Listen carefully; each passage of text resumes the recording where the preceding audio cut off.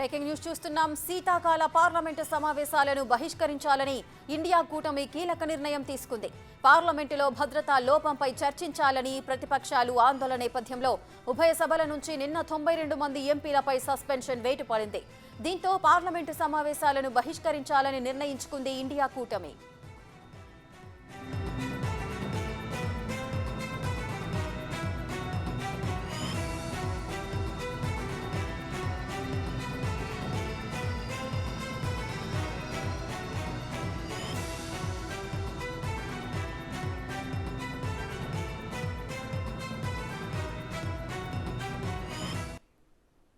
శీతాకాల పార్లమెంటు సమావేశాలను బహిష్కరించాలని ఇండియా కూటమి కీలక నిర్ణయం తీసుకుంది. మరిన్ని వివరాలు మా ప్రతినిధి శివ లైవ్ లో అందిస్తారు.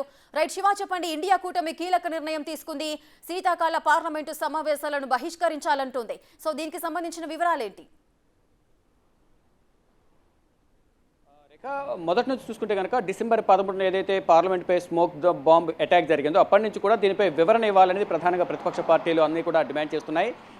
వాయిదా తీర్మానాలు కూడా ఇచ్చాయి. కానీ దానిపై చర్చ చేపట్టకుండా వేరే విషయాలపై చర్చిస్తున్న పరిస్థితి అయితే కనిపిస్తోంది. అయితే దీనిపై ముందు కేంద్ర హోంమంత్రి అమిత్ షా వచ్చి ఉభయ సభల్లో వివరణ ఇవ్వాలనే దానిపై కూడా ప్రధానంగా వారందరూ డిమాండ్ చేస్తున్నారు. డిమాండ్ చేస్తున్న నేపథ్యంలో 14వ తేదీన 14 మందిని లోక్సభ రాజ్యసభ నుంచి సస్పెండ్ చేశారు. నిన్న మొన్న మొత్తం కలిపి మొత్తం 92 మందిని ఉభయ సభల నుంచి సస్పెండ్ చేశారు. సస్పెండ్ చేసిన నేపథ్యంలో ఈ రోజు కూడా మిగిలిన సభ్యులు ఎవరైతే ఉన్నారో ప్రతిపక్ష పార్టీల సభ్యులు వారందరూ కూడా ముందు లోక్సభకు వచ్చి భద్రతా వైఫల్యాలపై అమిత్ షా వివరణ ఇవ్వాలంటూ కూడా వారందరూ పట్టుబట్టారు. ఈ రోజు కూడా మనీష్ తివారీ వాయిదా తీర్మానం ఇచ్చారు కాంగ్రెస్ పార్టీ తరఫున. కానీ దానిపై చర్చించేందుకు విముఖత వ్యక్తం చేశారు.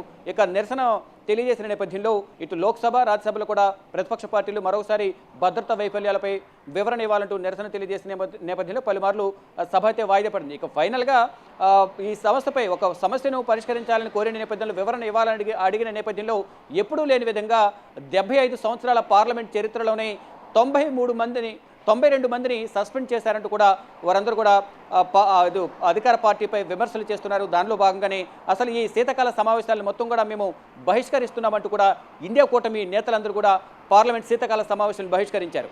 మరోవైపు ఇప్పుడు ప్రధానంగా తెర మీదకు మరొక విషయం వస్తుంది.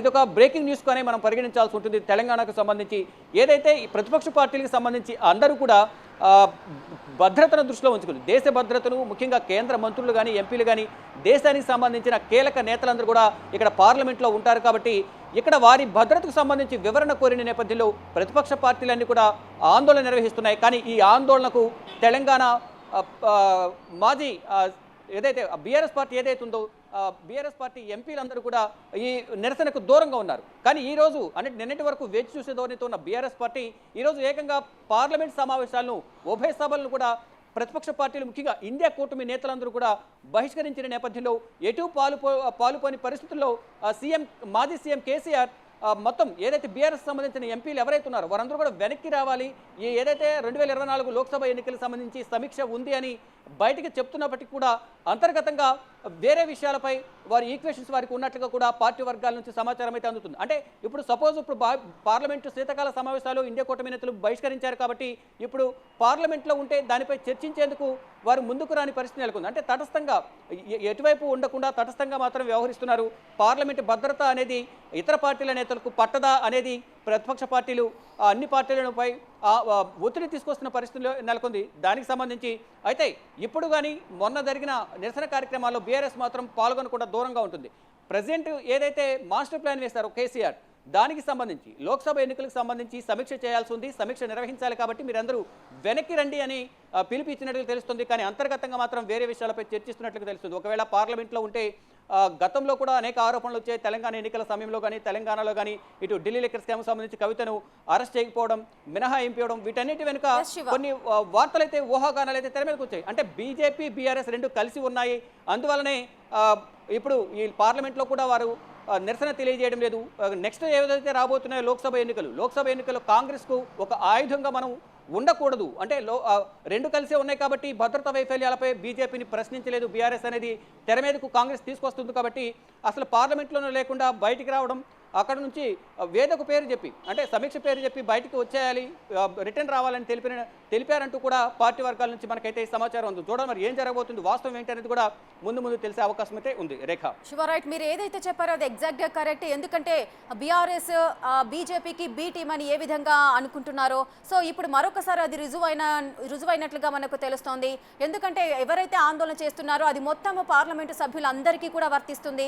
ఎందుకంటే వారి భద్రతా విషయానికి సంబంధించింది హోంమంత్రి అమిత్ షా ఒక ప్రకటన చేయాలి అని చెప్పే విషయం ఏదైతే ఉందో అది పక్కా అందరికీ వర్తించే విషయం. సో దీనికి సంబంధించి బీఆర్ఎస్ ఎంపీలందరినీ వెనక్కి ఏదో ఒక రీజన్ చెప్పి వెనక్కి పిలిపించడము అంటే ఇది పరోక్షంగా మనకు అర్థమైన విషయంగా మనం భావించవచ్చు.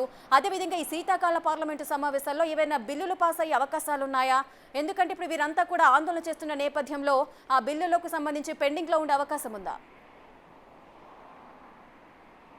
రైట్, డెఫినెట్గా ఏదైతే ఆందోళన నిర్వహిస్తున్నారో గత 13వ తారీఖున ఇష్యూ జరిగింది. 14వ తేదీ నుంచి కూడా పార్లమెంటు సజావుగా జరగకుండా, సభను జరగకుండా ప్రతిపక్ష పార్టీలు అడ్డుకుంటున్నాయి. కొన్ని కీలక బిల్లులు ఉన్నాయి. ఈ బిల్లులు పాస్ కావడానికి, ఆమోదం పొందడానికి అందరూ సహకరించాలంటూ కూడా ఇటు లోక్సభ స్పీకర్ ఓం బిర్లా, మరోవైపు పార్లమెంటరీ వ్యవహారాల శాఖ మంత్రి ప్రహ్లాద్ జోషి కూడా విన్నవించిన నేపథ్యంలో ముందుగా ఎప్పుడైతే వివరణ ఇస్తారో అమిత్ షా, ఆ తర్వాతనే మేము సభకు సహకరిస్తామనేది ప్రధానంగా వారందరూ కూడా ఆందోళన కొనసాగిస్తూ ఉన్నారు.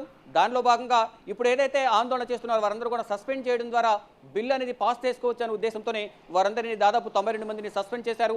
ఈ రోజు కూడా సస్పెండ్ చేసే అవకాశం ఉందనే వార్తలు కూడా ఉన్నాయి. కానీ మొత్తంగా ఇప్పటికే 92 మందిని సస్పెండ్ చేశారు కాబట్టి ఇండియా కూటమి నేతలు మేము అడిగిన దానికి సమాధానం చెప్పకుండా, వివరణ ఇవ్వకుండా ఏదైనా ప్రశ్నకు సమాధానం ఇవ్వాలి కానీ దానికి ప్రతిఫలంగా సస్పెండ్ చేస్తున్నారు అనేది ప్రధానంగా వారందరూ ఆరోపిస్తున్నారు. దానిలో భాగంగానే వీరే మొత్తం ఈ శీతాకాల సమావేశాలు ఏవైతే ఉన్నాయో ఇంకా 4 రోజులు ఉన్నాయి, ఆ 4 రోజులు కూడా మేమే బహిష్కరిస్తున్నామంటూ కూడా ఇండియా కూటమి నేతలందరూ కూడా బయటకు వచ్చేశారు.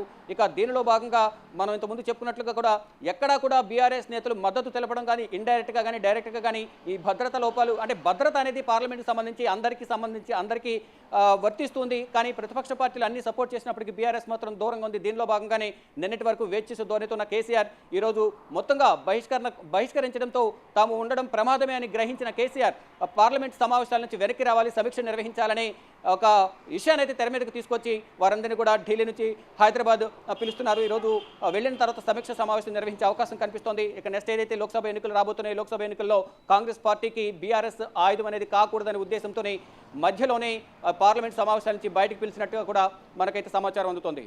రేఖ, బిల్లుల విషయానికి వస్తే మాత్రం బిల్లులు ఇప్పటికే బహిష్కరించారు కాబట్టి వారు అనుకున్న చెప్పండి.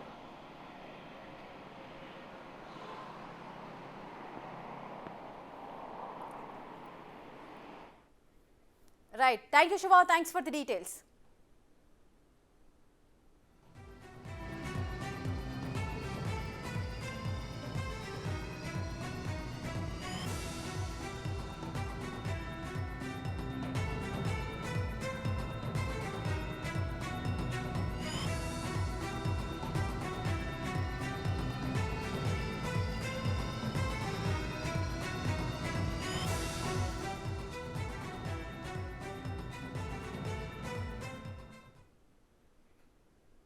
తెలంగాణలో జూడాల సమస్య పరిష్కారానికి కాంగ్రెస్ సర్కారు చొరవ తీసుకుంది.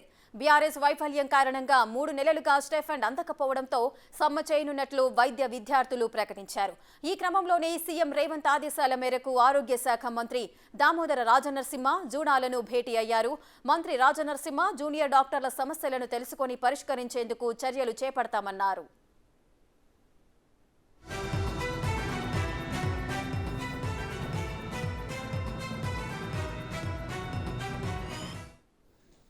Is that basically your graduation is 250 students?